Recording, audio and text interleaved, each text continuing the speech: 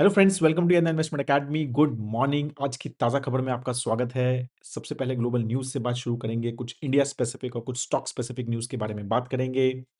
बिल्कुल लास्ट लग है हमारे अभी रिजल्ट्स का, तो कुछ 2-3 रिजल्ट्स आज बात करेंगे और मेरे ख्याल से आज कल में मोस्टली रिजल्ट्स का डिस्कशन हमारा खत्म हो जाएगा for next almost 1 and half months और ऑलमोस्ट 2 मंथ्स। ठीक है, तो उसके बाद हमारी अभी मेजरली स्टॉक एंड मतलब जो मेजरली न्यूज़ रहती है वो ग्लोबल और इंडिया स्पेसिफिक ही रहेगी। कुछ स्टॉक स्पेसिफिक न्यूज़ जो रहेंगी वो रहेंगी। मॉडल पोर्टफोलियो डिस्कशन अब हमारे शुरू हो जाएंगे। For model portfolio subscribers on this weekend we will publish our latest rebalancing. तो अगर अभी तक आपने मॉडल पोर्टफोलियोज नहीं देखे हैं हमारे, तो please do check on our website investing in. शुरू करते हैं ग्लोबल न्यूज़ से। तो फ्राइडे को मार्केट्स तो फ्लैट रहे। यूएस मार्केट्स ज़्यादा कुछ चेंजेस नहीं थे। ओवरऑल ग्लोबली प्रेशर है ऑन सॉफ्टवेयर कंपनीज स्पेशली, या फिर आईटी सर्विसेज कंपनीज। एआई का इम्पैक्ट बहुत ज़्यादा डिस्कस हो रहा है। बोथ साइड्स पे स्ट्रॉन्ग आर्ग्यूमेंट है।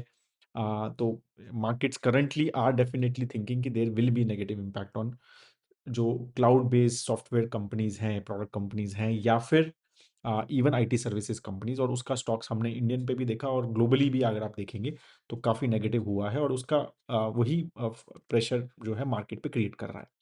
जो मेजर पॉजिटिव न्यूज़ यूएस में आई वो आई उनके इन्फ्लेशन डेटा से। 2.4% सिर्फ इन्फ्लेशन बढ़ा है जनवरी में, जो कि दिसंबर में 2.7 था। और ये जो 2.4 है, अगर हम इसको कोर इन्फ्लेशन की बात करें जिसमें फूड और एनर्जी हटा देते हैं, तो वो भी सिर्फ 2.5% बढ़ा है। राइट। और interestingly this is smallest increase since मार्च 2021। ठीक है, तो 5 साल में सबसे कम इंक्रीज जो है इन्फ्लेशन में हुआ है। तो दिस इज क्लियरली मतलब कि है कि इन्फ्लेशनरी प्रेशर वहां पर बहुत ही कूलनेस मतलब उसमें आ गई है। राइट। तो वो एक काफी पॉजिटिव है। तो मतलब जो बार बार अगर हम 2-3 साल से बात करेंगे ना, तो एक सॉफ्ट लैंडिंग की बात हो रही थी कि US is trying for soft landing. वहां पे रिसेशन तो नहीं आ जाएगा, ये नहीं आ जाएगा। I think US has manage things very well till now. ठीक है, इन्फ्लेशन भी उन्होंने कंट्रोल कर ली है। अगर हम उनके जीडीपी नंबर्स कंसिस्टेंटली देख रहे हैं, मेरे ख्याल से इस वीक लेटेस्ट दिसंबर के भी आ जाएंगे। So that has always also been quite positive. तो यूएस इकोनॉमी ड्रिवन मेरे को लगता है, मतलब जो नंबर्स आ रहे हैं again driven majorly bye AI companies. जो ये मेटा है, गूगल है, इनके केपेक्स एक बहुत बड़ा उसका रीजन है, no doubt in it, at least from growth perspective. Right. तो और इन्फ्लेशन का थोड़ा बेस इफेक्ट का इम्पैक्ट आप मान सकते हैं कि वो थोड़ा स्लो है। राइट। बट ओवरऑल जो है इकोनॉमी एक डिसेंट लेवल पे यूएस की दिख रही है ये सारी चीज़ों के हिसाब से। राइट। तो ये चीज़ें हमें यहाँ पर समझनी है। बाकी इस वीक यूएस का दिसंबर तक क्वार्टर का जीडीपी नंबर्स भी आएंगे, तो we will get to know कि how economy is doing, which is expected to do well, majorly because of the huge capex. मतलब $850 बिलियन केपेक्स की बात कर रहे हैं यार 2026 में, विच इज क्रेजी केपेक्स। तो वो डायरेक्टली इम्पैक्ट होता है इकोनॉमिक ग्रोथ में। बाकी मतलब यही चीज़ें चल रही हैं। जैसा अभी एंथ्रोपिक ने जो $380 बिलियन का वैल्यूएशन पे पैसा रेज किया, $380 बिलियन। मतलब इंडिया की top top 10 IT services company को सारा मिला लेना तो $300 बिलियन से कम है। टॉप 10 आईटी कंपनीज की बात कर रहा हूँ मैं। राइट। तो दिस इज मतलब कि जो अकेला एंथ्रोपिक है वो इंडिया की ऑलमोस्ट सारी आईटी सर्विसेज कंपनीज के से ज़्यादा वैल्यूएशन है। तो इस तरह का डिसरप्शन जो है AI is trying to make, या expected to make at least. Right. और यही जो वैल्यूएशन अगर हम देखें आईटी सर्विसेज कंपनीज का, राइट, तो जो अभी मैं बता रहा हूँ $300 बिलियन के आसपास है। ये जनवरी 2022 में, जब वो 2021 में जबरदस्त रैली नहीं हुई थी आईटी में, उस टाइम ऑलमोस्ट $475 बिलियन था। तो 475 से 300 से नीचे आ गया है। इतना जबरदस्त शार्प डिक्लाइन है आईटी सर्विसेज स्टॉक्स में इन लास्ट 4 इयर्स। तो ये जो है ना, इसीलिए मैं हमेशा सबको बताता हूँ कि थीमेटिक या सेक्टर स्पेसिफिक जो हम फंड्स लेते हैं, या फिर हम स्टॉक्स लेते हैं, या फिर मतलब उस तरह का पोर्टफोलियोज में इन्वेस्ट करते हैं, उसमें हमेशा हमें ध्यान रखना चाहिए। इस तरह की जो साइकिल्स हैं इसमें बहुत बहुत मुश्किल होता है टाइम करना चीज़ें।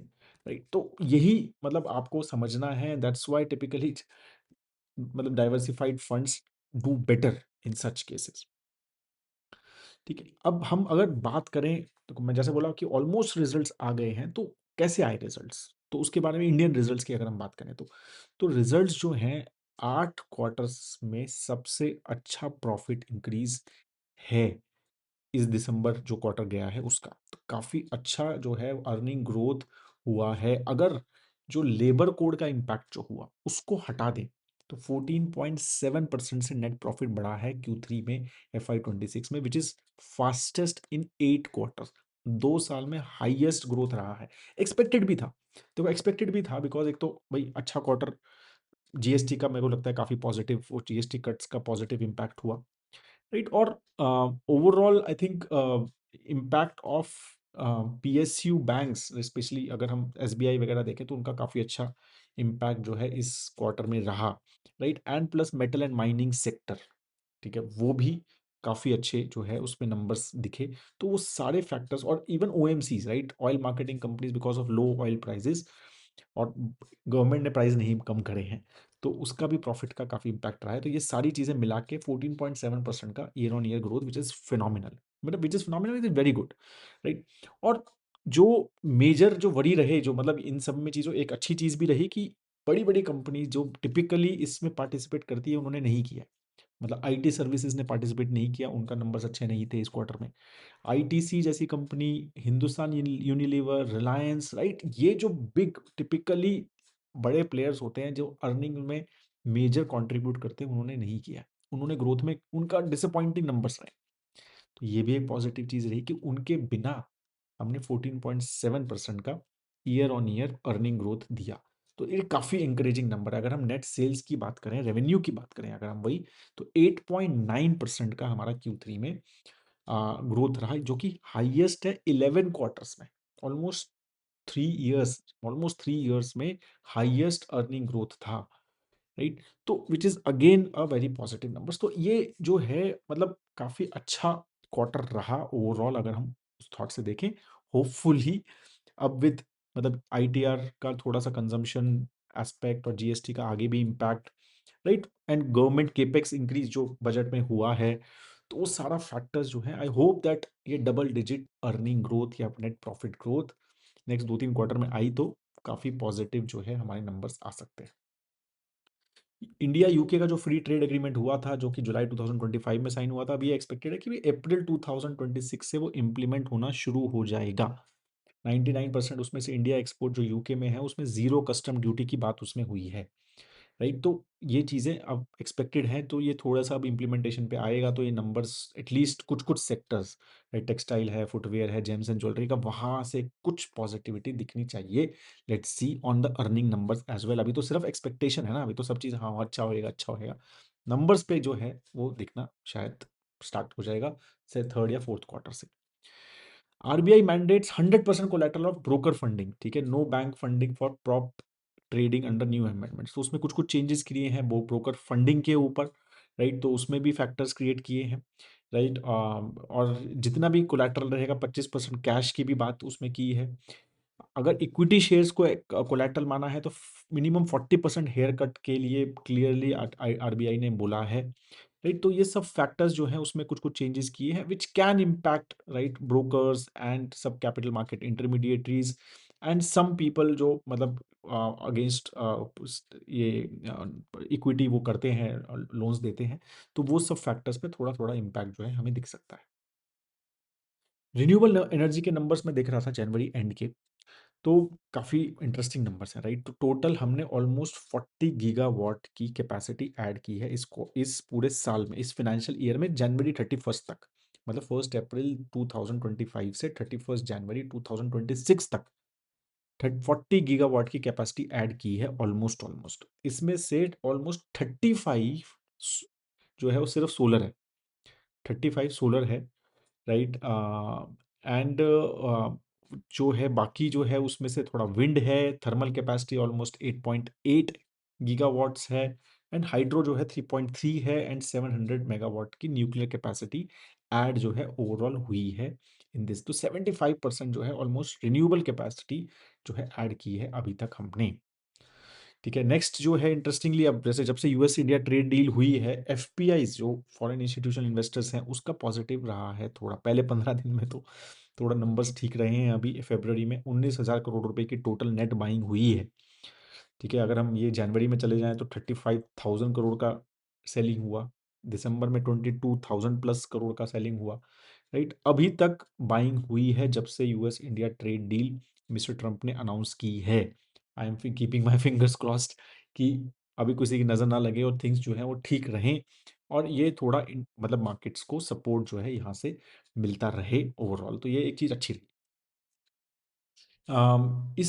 इस ईयर मतलब इस हफ्ते में और क्या-क्या चीज़ें हमारे फ़ोकस में रहनी चाहिए? एक तो एफओएमसी, राइट? जो फेडरल ओपन मार्केट कमिटी जो वहाँ पर मीटिंग होती है जिसमें इंटरेस्ट रेट डिसाइड होते हैं, तो उसकी मिनट्स ऑफ मीटिंग जो है वो आएँगे। तो लास्ट मीटिंग में क्या डिस्कशन हुआ, उसके मिनट्स ऑफ मीटिंग जो है वो पब्लिश इस हफ्ते होंगे। तो थोड़ा बहुत आइडिया लगता है कि भई क्या अलग-अलग फेड के जो डायरेक्टर्स हैं वहाँ पर सोच रहे हैं, किस तरह का थॉट प्रोसेस है, तो वो थोड़ा आइडिया आपको लगता है कि भई बढ़ेगा इंटरेस्ट रेट, कम रहेगा, सेम रहेगा या कुछ कम करेंगे या नहीं करेंगे वो थोड़ा। तो उसके ऊपर शायद मार्केट थोड़ा इम्पैक्ट रिएक्ट करे। सिमिलरली आरबीआई भी करता है इस तरह के मिनट्स ऑफ मीटिंग, तो वो भी पब्लिश होंगे, तो उसका भी हमें थोड़ा मतलब इनसाइट्स मिलेंगे कि how RBI is thinking on interest rates. ठीक है और नेक्स्ट जो है इंडिया में अभी एआई इम्पैक्ट समिट है। ठीक है, तो अब एआई के ऊपर बहुत बातें हो रही हैं और एआई का इम्पैक्ट दिख भी रहा है स्टॉक मार्केट पे ग्लोबली, राइट? तो वो बहुत क्लोजली वॉच होगी, मतलब अगर आप सीएनबीसी या वॉल स्ट्रीट जर्नल्स में भी देखेंगे, तो इट्स नॉट मैं न्यूज़ इंडिया के ऊपर है तो इसलिए नहीं, बट वॉल इसमें भी यही बात है कि AI impact summit new Delhi में जो होगा, उसका जो है उसमें क्या डिस्कशंस होते हैं और उसमें क्या इम्पैक्ट निकल के एक्चुअल में आता है, वो भी markets will be closely watching, global markets, and will be accordingly जो मार्केट्स का इम्पैक्ट जो है वहाँ पर दिख सकता है। तो ये तो थोड़ा बहुत रहा। गिफ्ट सिटी के जो चेयरमैन हैं उदय कोटक को अपॉइंट किया गया है, राइट? तो गिफ्ट सिटी के ऊपर काफ़ी डिस्कशंस हो रहे हैं। We are also working a lot with discussion on specially outbound funds पे इंडियंस के लिए अभी मतलब one of the best option है to invest in global markets, right? तो काफ़ी सारा डिस्कशन जो है वहाँ पर गिफ्ट सिटी फंड्स में हो रहा है। तो उदय कोटक जैसे stalwart of banking now will be the chairman. I think government is clearly very serious about मतलब creating a very vibrant financial global financial center in Gift City with that appointment. So these were the major, अगर हम बात करेंगे India specific news, कुछ अब stock specific जो results जो आए हैं उसके ऊपर बात कर लेते हैं ओवर द वीकेंड। तो Ola electric again very very disappointing result from revenue perspective, तो क्लियरली ऑफ द क्लिफ चला गया है उनका सेल्स, तो क्लियरली मतलब तो स्कूटर तो नहीं बिक रहा है उनका, तो ये बहुत ही क्लियर नंबर्स वहाँ से नज़र आ रहे हैं। वॉल्यूम एकदम से ज़बरदस्त गिरा है, राइट? नेट लॉस जो है वो बढ़ रहा है, मार्केट शेयर मतलब सिंगल डिजिट में आ गया है, जो कि बहुत अच्छा था पहले 1 डेढ़ साल पहले। तो उनके जो सर्विस इश्यूज़ हैं वो सब चीज़ें, बहुत कॉम्पिटिशन क्लियरली बहुत ही स्ट्रॉन्ग उनको डिफीट कर रहा है यहाँ पर। तो वो सारे फैक्टर्स जो हैं वो क्लियरली नज़र आ रहे हैं। पॉजिटिव तो यही है, कॉस्ट कंट्रोल थोड़ा बहुत देख सकते हैं कि कॉस्ट कंट्रोल मतलब नेट लॉस जो है वो अगर हम लास्ट ईयर के हिसाब से देखें तो नैरो हुआ है। ठीक है, और एबिटा लॉस भी, मार्जिन्स भी, ग्रॉस मार्जिन्स थोड़े से इम्प्रूव हुए हैं। कॉस्ट कंट्रोल जो है, गीगा फैक्ट्री प्रोग्रेस भी हो रही है उनकी, राइट? और उनके जो ओला शक्ति होम बैटरी स्टोरेज सिस्टम है वो मतलब क्लियरली रीसेट करते हुए उस पे फोकस करते हुए नज़र आ रहे हैं। Like let's see how things work.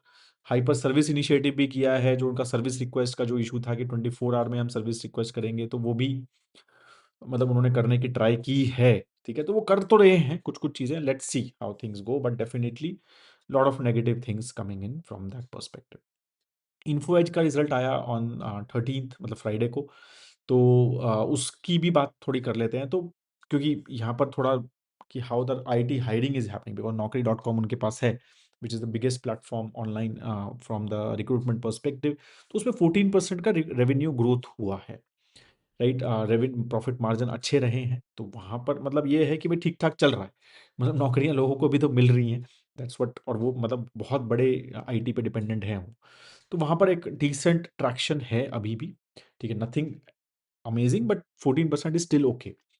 फिर अगर हम बाकी देखें, 99 एकर्स अगेन 14% बढ़ा। जीवन साथी हैज़ डन वेरी वेल, 29% बढ़ रहा है। राइट, मेजर इशू जो उनका आ रहा है वो आ रहा है शिक्षा में। वो दे आर सेइंग कि एआई जो है वो क्लियरली डिसरप्ट कर रहा है उनके शिक्षा के बिजनेस मॉडल को। तो वहाँ पे उनका मतलब growth is hardly anything, right? Hardly 2-3% का ही ग्रोथ है, और वो क्लियरली उन्होंने बोला भी है कि शार्प ड्रॉप इन ट्रैफिक है, चैट जीपीटी वगैरह में, वहाँ पर जो है लोग वहाँ से ही इन्फॉर्मेशन ले रहे हैं, they are not coming to Shiksha now. ठीक है? तो वो एक फैक्टर डेफ़िनिटली है। बाकी जो मेन नेगेटिव है, वो है उन्होंने एक कॉम्प्रिहेंसिव लॉस लिया है ऑन देयर। उन्होंने, आपको पता है ना उनका मॉडल क्या है, वो they invest lot of in startups as well. तो उनके बहुत सारा प्रॉफ़िट जो है वो स्टार्टअप इन्वेस्टमेंट में चला जाता है। तो उसकी वो market value, free fair market value निकालते रहते हैं। तो इस बार जो उन्होंने फेयर मार्केट वैल्यू निकाली है, उसमें 3955 करोड़ रुपीज़ का प्रॉफ़िट जो है मार्क टू मार्केट के हिसाब से पेपर लॉस बुक किया है। वैल्यूएशन पर्सपेक्टिव ने उन्होंने कहा है कि भाई ये हमारा पहले वैल्यूएशन था ना, जो भी उनका मतलब उन्होंने इन्वेस्टमेंट की है, उसमें 3955 करोड़ रुपीज़ कम हो गया है उनके वैल्यूएशंस में। ठीक है, जो उनका वीसी पोर्टफोलियो है। तो अगेन ये मतलब एक हेडलाइन, अगेन उस पर डायरेक्टली कुछ इम्पैक्ट नहीं है पार्ट पैट वगैरह पे, बट हेडलाइन वाइज जो है ये काफ़ी नेगेटिव नज़र आता है। ठीक है, तो वो एक फैक्टर जो है थोड़ा नेगेटिव वहाँ पे था। सीमेंस एनर्जी का रिजल्ट आया, वो तो उनके लिए Q1 था ये, राइट? तो जो दिसंबर क्वार्टर था, तो उसका तो अगेन काफ़ी अच्छा रिजल्ट चल ही रहा है and it is backed by, मतलब Siemens energy we are tracking, मतलब बेसिकली वैल्यूएशंस ही एक मेजर कंसर्न है, but pure play energy player है, राइट? काफ़ी केपेक्स भी कर रहे हैं। अगर हम रेवेन्यू देखें इस क्वार्टर का, 26% बढ़ा, ऑपरेटिंग प्रॉफिट 36% बढ़ा, प्रॉफिट 35% बढ़ा, राइट? 17,600 करोड़ रुपीज़ का ऑर्डर बैकलॉग है, राइट? तो बहुत बड़ा ऑर्डर बैकलॉग है, 2 से ढाई साल की रेवेन्यू विजिबिलिटी है उनको, राइट? ट्रांसफॉर्मर्स में दे आर सेइंग कि हम उनकी एक फैक्ट्री लगा रहे हैं, 2000 करोड़ का capex they are planning to do, right? So ये भी एक काफ़ी इंटरेस्टिंग प्ले है। और पावर ट्रांसमिशन और ग्रीन हाइड्रोजन में तो वो काफ़ी बड़े प्लेयर्स हैं ही, राइट? तो overall things have been doing, market margin भी एक्सपैंड हो रहा है, राइट? तो बट वैल्यूएशंस ही उनके मेजर कंसर्न है, 85 प्लस का पीई है, वही एक मेजर कंसर्न उनका जो है चल रहा है। बट बाकी I think company is doing very well in the overall end of course with huge tailwinds in this sector as well. Torrent Pharma का रिजल्ट भी अच्छा है, रेवेन्यू 18% बढ़ा है, एबिटा 19%, नेट प्रॉफिट 26% बढ़ा है, नेट एबिटा मार्जिन्स इंप्रूव हुए हैं, राइट? तो काफ़ी अच्छा, स्पेशली जेबी केमिकल्स का एक्विजिशन उन्होंने ऑलमोस्ट कंप्लीट कर लिया है, राइट? तो जो कि उन्होंने 49% जेबी केमिकल फार्मा में लिया था, तो वो भी कंप्लीट हो गया है। इंडिया बिजनेस भी अच्छा किया है, 14% मार्जिन्स इंप्रूव हुए हैं। ब्राज़ील का उनका बिजनेस बहुत अच्छा कर रहा है, 27% का ग्रोथ हुआ है उनके ब्राज़ील बिजनेस में, तो that has been very, very good. ठीक है, बाकी नेगेटिव यही है कि यूएस का बिजनेस तो खैर छोटा है उनका, बट उसमें 19% फिर भी ग्रोथ हुई है, तो that is positive. Germany business is not doing very well for them. Last news is on Nykaa. Nykaa signs exclusive deal to run Kiehl's business in India. तो कील एक लॉरियल का बेसिकली लग्जरी ब्यूटी पोर्टफोलियो है, beauty में they are very big, right? तो they are now basically Nykaa will run the complete Kiehl's portfolio in India. हाँ, एक और न्यूज़ रह गई on Vedanta as well. So Vedanta and Adani both, दोनों ने जयप्रकाश एसोसिएट्स के को एक्वायर करने की कोशिश की थी फ्रॉम एनसीएलटी, राइट? वो बैंकरप्ट हो गई थी कंपनी। तो पहले था कि वेदांता आगे चल रही है, but finally I think Adani को वो जो है अवार्ड हुआ है, वो जो कंपनी है अंडर एनसीएलटी, तो उसके ऊपर केस किया है अभी। मतलब वेदांता ने कहा है कि भाई ये जो लेंडर्स ने, मतलब जो लेंडर्स हैं जिनको पैसा देना होता है, तो उन्होंने वो अदानी को बेसिकली शॉर्टलिस्ट किया है। But I think now Vedanta is going to court against the lenders कि भाई मेरा बेटर था और आपने मेरे को लेना चाहिए था, जो भी था उसके ऊपर वो डिस्कशन जो है वहाँ पर वो चल रहा है। ठीक है, so that is all on the major news. बात करते हैं आज के नॉलेज सेक्शन की। तो एक बहुत इंटरेस्टिंग पीडीएफ एक mutual fund house White Oak करके है, उन्होंने पब्लिश किया। कई बार क्या होता है ना कि हम बहुत सारी चीज़ें बताना चाहते हैं, बट कई बार नंबर्स प्रेजेंटेशन कोई बहुत अच्छी कर देता है। तो ये बहुत ही ज़बरदस्त मुझे लगा प्रेजेंटेशन। ये कई बार हमारा डिस्कशन जो हमारी ऑफलाइन वर्कशॉप्स होती हैं, जैसे अभी दुबई में हुई, लास्ट बैंगलोर में भी हुई थी दिसंबर में, तो उसमें हम बहुत डिस्कस करते हैं इस तरह के numbers. But this presentation I really loved, so I thought I will share this with you and maybe next workshop में I will use some of the options as well. ठीक है, तो आपको मैं पूरी की पूरी पीडीएफ यहाँ पर शेयर ही दिखा ही रहा हूँ, आप बाकी वाइट की वेबसाइट से देख ही सकते हैं। तो इसमें है biography and of an SIP. ठीक है, तो which is basically biography, I think magic of SIP, ये समझाने की कोशिश कर रहा है। ठीक है, तो इन्होंने बेसिकली लास्ट 20 ईयर्स का डेटा लिया है, इस simple Nifty mid cap 150 TRI index पे डाला है। तो ठीक है, थोड़ा एग्रेसिव इंडेक्स लिया है इन्होंने, ठीक है, जिसने बहुत अच्छा परफॉर्म किया है, बट स्टिल, राइट? तो दैट्स, तो वो नंबर जब भी मजा आएगा ना देखने में। तो 10,000 रुपये की एसआईपी इन्होंने कहा कि भाई किसी ने 1 अप्रैल 2005 में शुरू कर दी, और फर्स्ट ऑफ एवरी मंथ वो एसआईपी जा रही है, और इस Nifty mid cap 150 TRI index में जा रही है।